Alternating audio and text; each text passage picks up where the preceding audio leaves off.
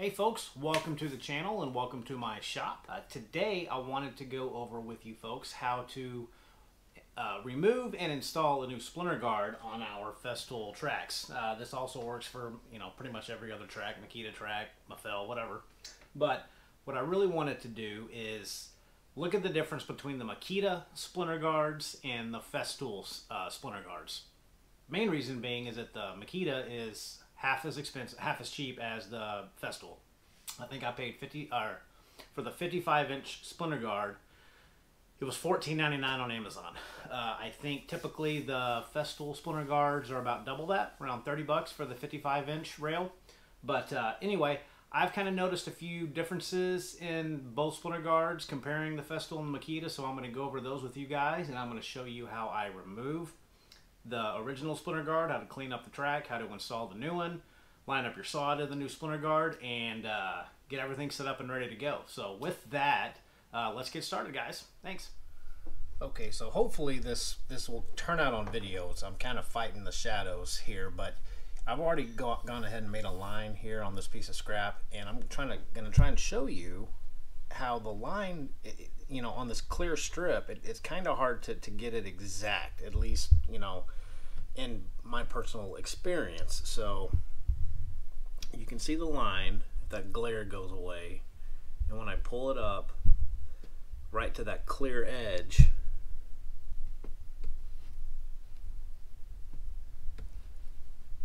that's where I'm hoping that the black Splinter Guard will eliminate some of that, almost like a parallax effect. It's just kind of hard to distinguish between the shadow of the Splinter Guard and the line itself. So that's why I'm going to try this Makita Splinter Guard. So let's give that a go.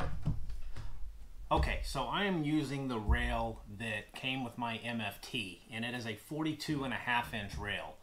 Your typical standard, I guess, rails are your 55-inch rails that you would attach together, and I've got a couple of those, but I really wanted to just try out the Splinter Guard on my MFT since that's what I use the most. Now the Splinter Guard that I bought is 55 inches, so I'll have to cut it, but it's not a big deal. They actually sell different lengths of this too if you happen to have a longer rail. But first thing I'm going to do, I'm just going to kind of clean up this rail itself. So I'm just going to use a little bit of alcohol. And now that I have this off the MFT, it gives me a good chance to kind of wipe it down, get it clean. This step's not needed, but I like clean shop, so I'm going to go ahead and get this nice and cleaned up on the top side, and then I'm going to turn it over and show you guys how to take the Splinter Guard off. Now this is just my way. This is my version, so there's lots of different ways, but. So this is a Splinter Guard I'm talking about, just for you guys that might not know. So there's a clear plastic strip that goes all the way down, and what this does is that when you plunge with your track saw, this stops tear out from coming up because your blade's spinning up, and this is holding down those wood fibers as you plunge your saw down. This is holding down the fibers, so it creates a splinter-free cut. I've heard that the Makitas, being black, help line of sight line up your mark to the Splinter Guard for your cut line. I don't know if that's true, but we're going to find out. And these Makitas are about half the cost. So to get this off, folks, all I'm going to do, I'm just going to heat it up just a little bit with the heat gun. Not much, but it's just going to kind of help. And plus my garage is kind of cold, so it's going to be harder to get off. So I'm just going to turn it on low heat.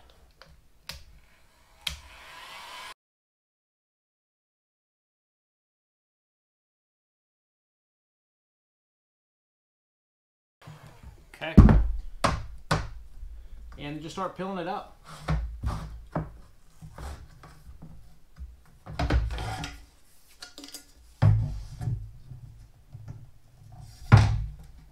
And if you're lucky, it won't leave any residue, and you don't have to worry about it. That's kind of what that heat gun helps it do, is not leave any of the sticky gunk behind, which it looks like it's doing a really good job. So there's the Festool Splinter Guard. Sticky. Now let's try the Makita. So I am going to wipe down this new lip or the exposed lip where the splinter guard goes with some alcohol, just to make sure that that adhesive on the back of the splinter guard sticks really well. Because that is a complaint with the Festool adhesive, is that it does have the tendency to kind of peel up after a little bit of time, especially if you're in a hot garage like I am during the summer. It will peel up. So I'm going to get this cleaned up real good.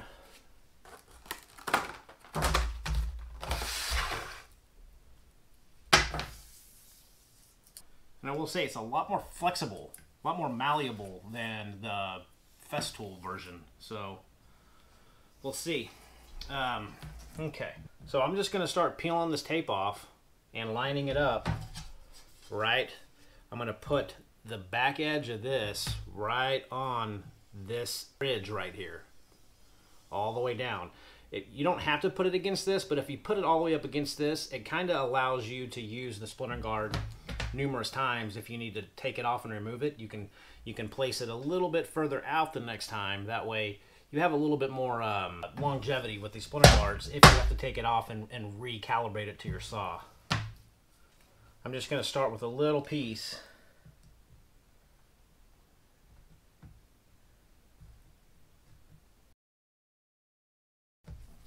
So just so you guys can see what I'm talking about, so I'm starting to put this new splinter guard right up against the edge of this protrusion, and I'm just going to go all the way up. And once I get to the end, I'm going to have to cut it a little bit since this is actually 55 inches.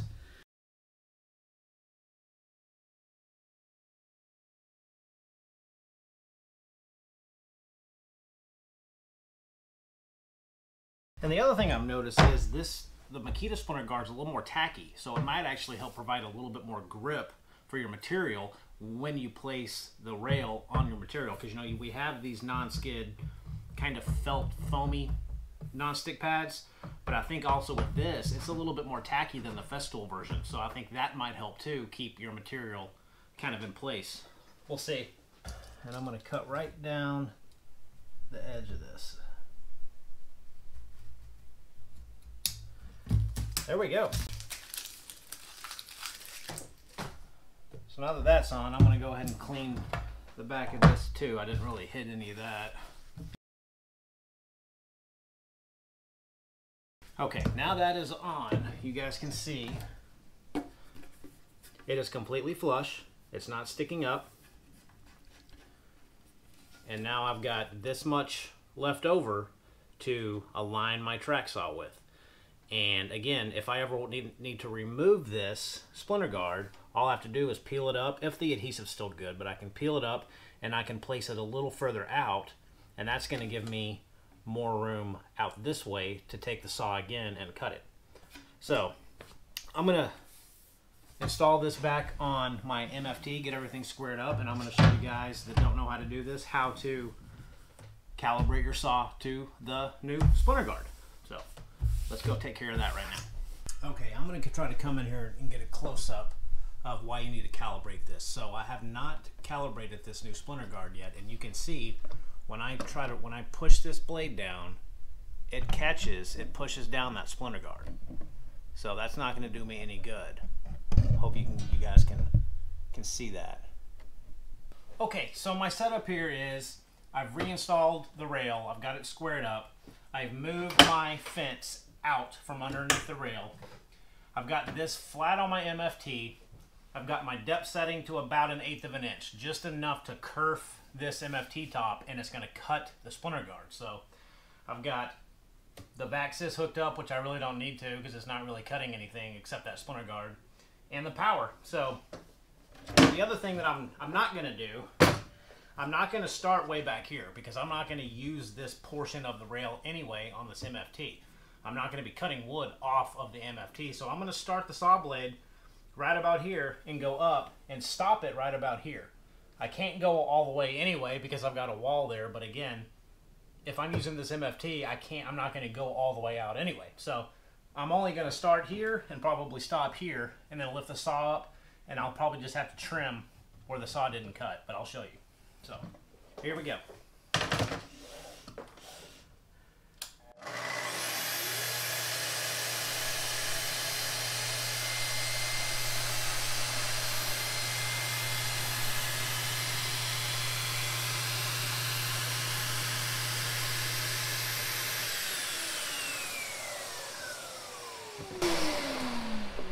And you can see this is all that it took off, just that. But now my Splinter Guard is perfectly aligned to my particular TS55. So I know that now anytime that I put my marking line on my piece of material that I'm going to cut flush with the edge of the Splinter Guard, that's exactly where the curve of the blade is going to cut my line. So let me pull the camera in and show you guys if the black Splinter Guard makes a difference versus the clear Splinter Guard from Festool. Okay, so here is the difference, and again, I'm fighting shadows here. The one thing I can tell you though is that it's harder for me to move this material underneath the rail because again, this Makita is a little bit more tackier than the Festool. But so there's my line.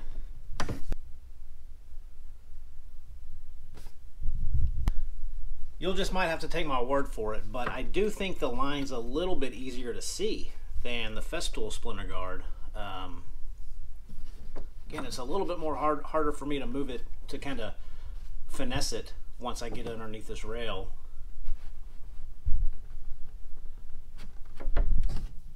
Okay, final thoughts on that, and I apologize. I know it was probably difficult for you guys to really see the line lined up to the Splinter Guard just due to all the shadows, and I know that didn't probably turn out very well, but my point of view from what I can tell with my eyes looking at this is it seems like the Makita is going to be a little bit easier to line up the mark on my material to the Splinter Guard.